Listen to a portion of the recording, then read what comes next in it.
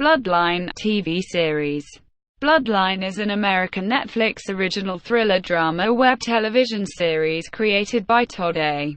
Kessler, Glenn Kessler, and Daniel Zelman, and produced by Sony Pictures Television. The series premiered on February 9, 2015, in the Berlinale Special Galas section of the 65th Berlin International Film Festival, and the 13-episode first season premiered in its entirety on Netflix on March 20, 2015. On March 31, 2015, Bloodline was renewed for a 10-episode second season that debuted on May 27, 2016. On July 13, 2016, Netflix renewed Bloodline for a 10-episode third season, later confirmed to be the final season. The third and final season was released on May 26, 2017. The first season received positive reviews from many critics, with most critics praising its performances and cinematography. However, the second season received a mixed response from critics, while the third season received negative reviews. Season 1. The series begins with an eerie narration by John Rayburn. Sometimes you know something's coming. You can feel it, in the air, in your gut, and you don't sleep at night. The voice in your head is telling you that something is going to go terribly wrong, and there's nothing you can do to stop it. That's how I felt when my brother came home. Danny Rayburn returns home to Monroe County, Florida, for the 45th anniversary of his parents Robert and Sally Rayburn's seaside hotel, the Rayburn House. A pier will be dedicated in their honor to mark the occasion. Danny is the black sheep of the family, with a poor reputation amongst them, including his three younger siblings, John, Kevin, and Meg. John is a detective with the local sheriff's office, Kevin owns a local marina, and Meg is an attorney with a local law firm. Danny wants to make his return permanent as he wishes to stay to help his parents at their inn. Robert is reluctant to let Danny stay, but leaves it up to the three siblings to decide Danny's fate. The siblings decide against Danny staying as they conclude that he will only break Sally's heart in the end. John decides to break the news to Danny, but lies to him by telling him it was their father who wanted him gone, rather than the siblings. Ultimately, Danny does not leave, despite allowing John to take him back to the bus stop. Danny's dysfunctional relationship with his father inadvertently causes Robert to have many strokes, and eventually leads to his death. The Rayburns' past is full of dark secrets that are revealed throughout the season. Danny's dysfunctional relationship with his family primarily stems from the untimely death of his younger sister, Sarah, when he was a teenager. Danny took Sarah out on a boat, where her seahorse necklace fell into the water, and as she attempted to retrieve it, she drowned. Her death caused Robert to give Danny a beating, which Sally covered up by having John, Kevin, and Meg lie to the police. Robert's death opens the door for Danny to have a permanent job at the inn. Danny appears to be changing his ways with hard work and dedication, which puts him in Sally's good graces. However, Danny's problem past is shown with childhood friend and troublemaker Eric O'Bannon. The two begin siphoning gasoline from local docks for drug and human trafficker Wayne Lowry. As they gain Lowry's trust, they are given larger jobs to complete. Danny eventually uses his job at the Rayburn house as a front to smuggle in cocaine for Lowry. John and the sheriff's department collaborate with the D in an investigation into the deaths of unknown women and drug trafficking in Monroe County by Lowry and his men. The investigation leads John to Danny and his recent activities. While secretly investigating Danny, John finds the cocaine that Danny has been smuggling in a shed on the Rayburn house property. During a meeting between John, Kevin, and Meg, the three siblings conclude that the only way to fix the situation, and not put the family's business at risk with the feds, is to move the drugs to Danny's home in Miami. Unbeknownst to Danny, the drugs are moved and replaced with empty suitcases. The drugs being moved puts Danny in a bad situation with Lowry, who believes that Danny has stolen the cocaine from him. Lowry sends a hitman to assassinate Danny, but Danny instead kills the hitman. Under pressure, Danny begins to act erratically. Danny attempts to get to John by taking his daughter Janie out on a boat and giving her a seahorse necklace, like the one Sarah had. John and his wife Diana take this as a threat against the family, so John sends his wife and children away for a few days. The ominous seahorse necklace causes John to reach his breaking point. During a confrontation, John murders Danny by drowning him in the ocean. Distraught from murdering his brother, John turns to Kevin and Meg to defuse the situation. The three decide to cover up the murder by moving Danny's body. John eventually covers up the murder by igniting a boat on fire to create an explosion that would frame Danny's death. Unsatisfied with the explanation of Danny's death, Sally turns to family friend and retired detective Lenny Potts to privately investigate the matter. In the aftermath of Danny's death, Meg moves to New York City to take a job with a large firm. Kevin reunites with his estranged wife Belle, who is now pregnant with Kevin's child, and John reunites with his family. The season ends with the arrival of Danny's son, Nolan, at John's home to find out what happened to his father. Season 2. Following Danny's death, the Rayburn family remains haunted by it. Wayne Lowry confronts John, claiming to have a tape of John's history on it that could be used as blackmail against him. Marco Diaz continues to question people in relation to Danny's death, including Eric O'Bannon.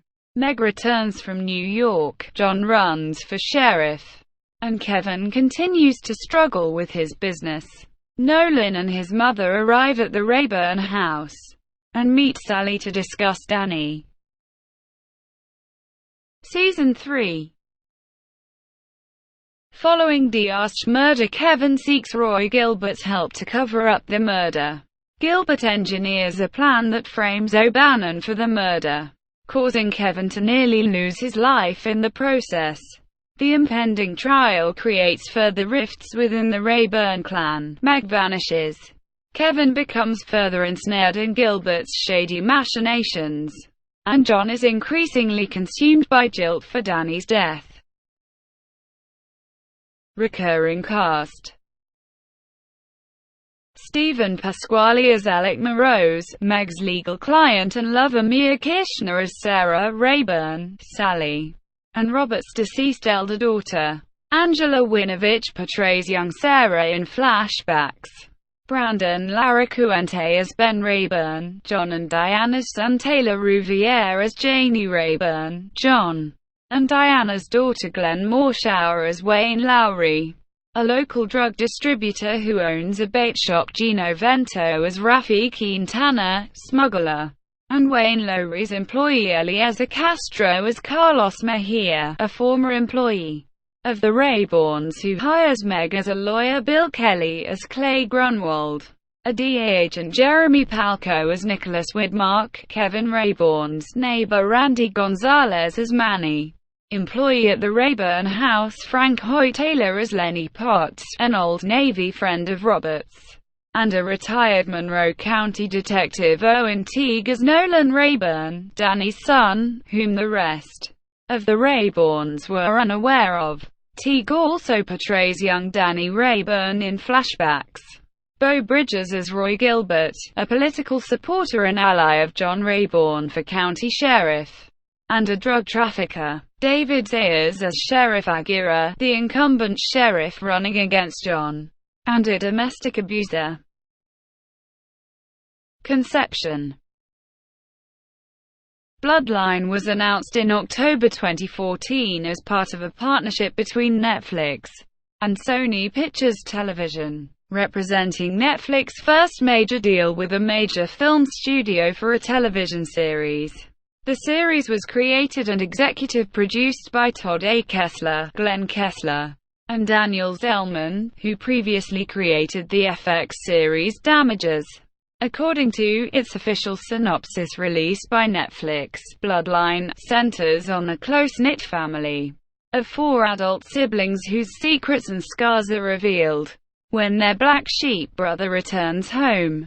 The writing trio settled on the theme of family as they tried to determine what their next project would look like. According to Zelman, over the years we've found ourselves talking a lot about family, and how family dynamics have changed, or not changed, as we've gotten older. Glenn Kessler added, as we've hit our 40s, our understanding of our family dynamics has begun to change. And because we all come from families with 3 sons, we recognize the roles we play. It's something we've been talking about.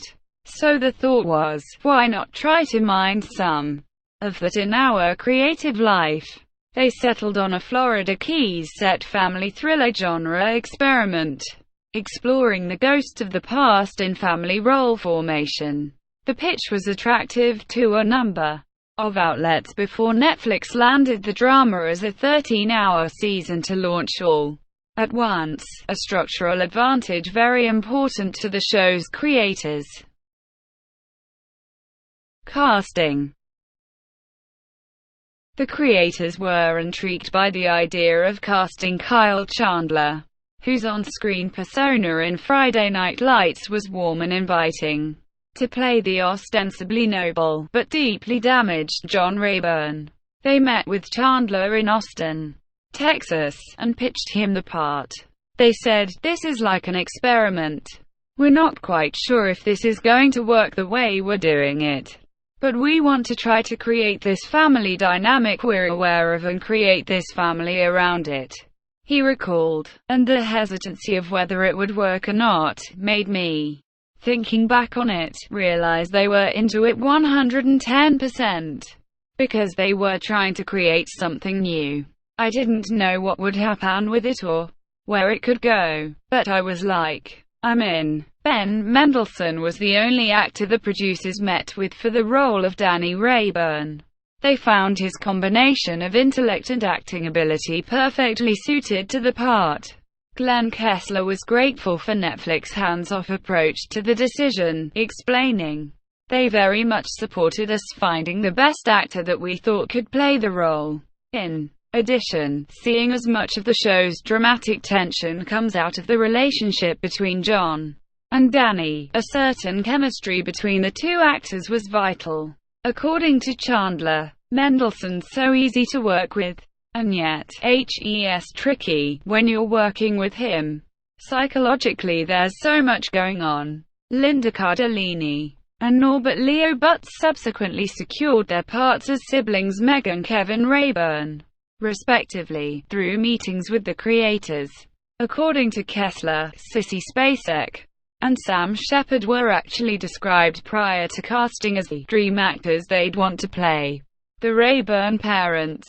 A Damages fan, Spacek signed on after the cast started coming together, explaining, "There's so much good work coming out of television. I wanted to be a part of it." The second season features the additions of John Leguizamo and Andrea Riseborough as series regulars, both playing characters from Danny's past. Ben Mendelsohn returns as a series regular for the second season, despite his characters having been killed off in season 1.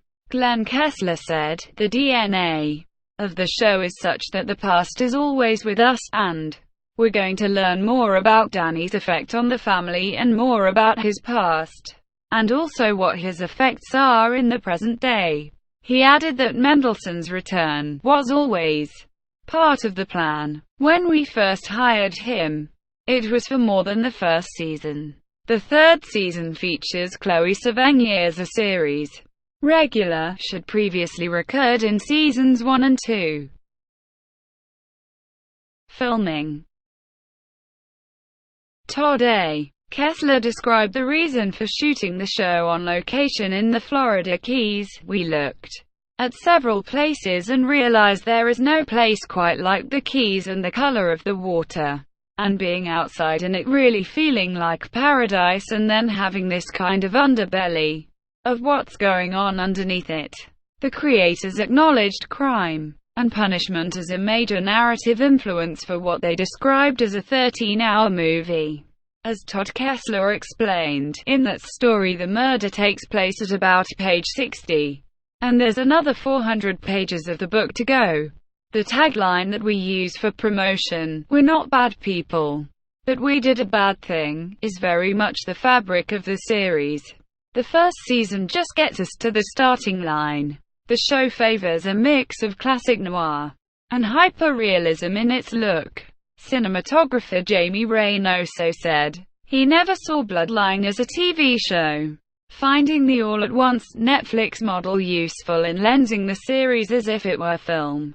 He explained, the concept the writers had was they wanted it hyper-realistic, almost documentary style. Consequentially, he found first takes were often the best, with actors not rehearsing to maintain spontaneity. Bloodline editor Naomi Geraghty echoed the importance of realism to the show in her approach. "Nobody is ever saying what they're saying, so part of how you build on that is by staying with those moments, and you save sharp or jarring cuts for flashbacks." Production cost. In September 2016, Vulture.com reported that the cost per episode for the show was approximately $7 million to $8.5 million per hour, with a total cost for the 33 episodes between $231 to $289 million. Despite receiving tax credits for shooting in Florida, shooting in the Florida Keys was costly. The high production cost is cited as one of the reasons for cancellation, despite positive reviews and award nominations. Executive producer Todd A. Kessler said, "We decided to set the show there. Because it's crucial to what the show is, not because of the tax incentive, but it does affect things financially for us. And the show will be challenged because of that. It makes things more difficult." Season 1. Critics received the first 3 episodes of Bloodline for initial review, and reception was positive. The season received a score of 75 out of 100 based on 31 reviews on Metacritic. Rotten Tomatoes gave the season an approval rating of 80%, with an average rating of 7/10 based on 44 reviews, and a critical consensus of, while Bloodline's tricky timeline detracts from the potency of the story and its characters, the show remains an addictive, tightly drawn brain-teaser framed on a believable canvas. Especially positive reviews came from several sources. Ken Tucker of Yahoo TV called it a twisty mood piece, well worth your time. Dorothy Rabinovitz, writing for The Wall Street Journal, said the series possesses a magnetic pull. David Rooney of The Hollywood Reporter raved, "Chalk up another forceful punch for Netflix with Bloodline, a riveting, superbly cast slow-burn family drama set between the oceanfront paradise and the murky mangrove swamps of the Florida Keys."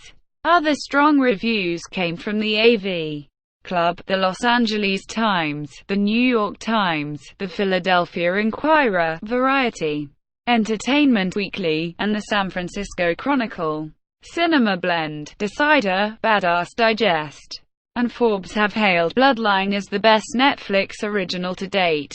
Debate ensued among some critics who felt the 3 episodes Netflix provided for review were insufficient. As Hank Stuver wrote in his review for The Washington Post, "I've enjoyed Bloodline so far, but it's impossible to say if it's consistently this good, because Netflix would share only 3 episodes with critics." For HitFix, Alan Sepinwall echoed the sentiment, saying, "We'll see if they play those time-shifting games to this extent with Bloodline." Todd Kessler has suggested to at least one reporter that the flash-forwards won't be a series-long device. But for now, the new show seems more style over substance. He later revised his opinion on the matter, writing that Bloodline ultimately played fair with its narrative. He summed up his thoughts on the season in its entirety thusly: "In the end, Mendelsohn was so great that I'm glad I made it to the end. But this one feels better suited to the anthology miniseries model than as an ongoing." Other mixed reviews came from James Poniewozik of Time, Robert Bianco of USA Today, and Margaret Lyons of Vulture. However, Sean Fitzgerald, who reviewed the season as a whole for Vulture, wrote, "In sum, Bloodline was a gripping, slow burn of a journey, so stressful, engaging, and uncomfortable. KZK did a fantastic job crafting something real enough to find introspective truth in." The playlist named Bloodline the normative successor to Breaking Bad, because of its complex and tragic anti-hero narrative. The piece's author, critic Nicola Gross-Devonuk, explicated the assertion by determining the show's value, writing, "As TV shows continue to soar during this golden age of television, the bar keeps rising higher and higher. Right now, Bloodline is the greatest example of how profoundly effective the 13-episode format can be in modern storytelling. Of course, shows have to be technically sound in order to represent their story in the greatest possible light. And the team behind Bloodline does an outstanding job in every technical department. Breathtaking cinematography, an immersive soundtrack, and a coyly observant camera, all enhancing the viewing experience by a noticeable degree. The picturesque location of the Florida Keys, divided between gorgeous coral reefs and dark mangroves, is captured with an eye for the sensual and the symbolic. And yet, all of this would turn to dust if the story didn't reach as deep as it does, and the writing and performances weren't as spectacular as they are." IndieWire asserted that Bloodline's mix of noir and family drama allows it to successfully confront complex familial dynamics. According to author David Canfield, the opening minutes of Bloodline rather perfectly ascertain a new trend happening in dramatic television right now: the family noir. The conceit of these new series is to realize what's common to family-centric fiction within a construct that is both unsettling and pessimistic. Bloodline identifies the origins of familial roles, each shaped by a cataclysmic event in the Rayborn siblings' childhood. The time shifting is intrinsic to the show's ideas, exploring the formation of identity through flashbacks and via glimpses of the future, affirming their inflexibility. Critics' reactions were more divided to Bloodline in its entirety, with end-of-season reviews from publications such Vox.com, IGN, and Uncle Barky ending up very favorable, while reviews from HitFix and Vulture were more mixed. The first season was named among the best of 2015 by Rolling Stone, The Star-Ledger, Vanity Fair, The Guardian, IGN, The AV Club, The Wick, Maxim, and The Hollywood Reporter. However, IndieWire named the show one of the most disappointing TV shows of 2015. Season 2. Season 2 of Bloodline received mixed reviews from critics, with many reviewers criticizing the pacing, but praising the performances and cinematography. On Rotten Tomatoes, it has a 50% approval rating, based on 16 reviews, with a rating average of 6.1. The website's critical consensus reads, "Despite impressive performances and attractive cinematography, Bloodline's second season fails to recapture its predecessor's dramatic intrigue." On Metacritic, the season has a score of 60 out of 100, based on 9 critics, indicating mixed or average reviews. Season 3. The third and final season received negative reviews from critics. On Rotten Tomatoes, The third season holds an approval rating of 29% and an average score of 5/10 based off 7 reviews. Commercial. The official trailer was released in mid-February, containing the Lissy cover of Metallica's song, Nothing Else Matters. After the trailer's release, Bloodline ranked 8th among all cable streaming programs in digital audience ratings, and was the top trending program, despite being a month out of its premiere.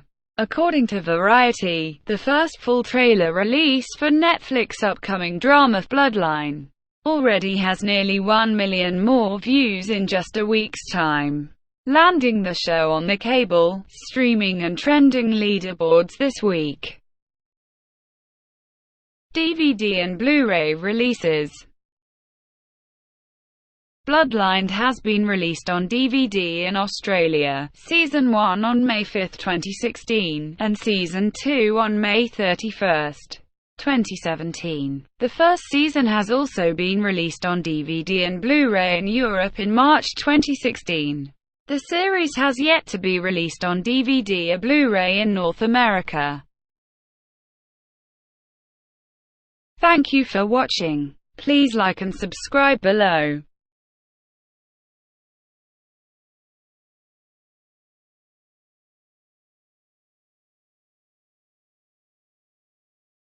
Please like and subscribe below.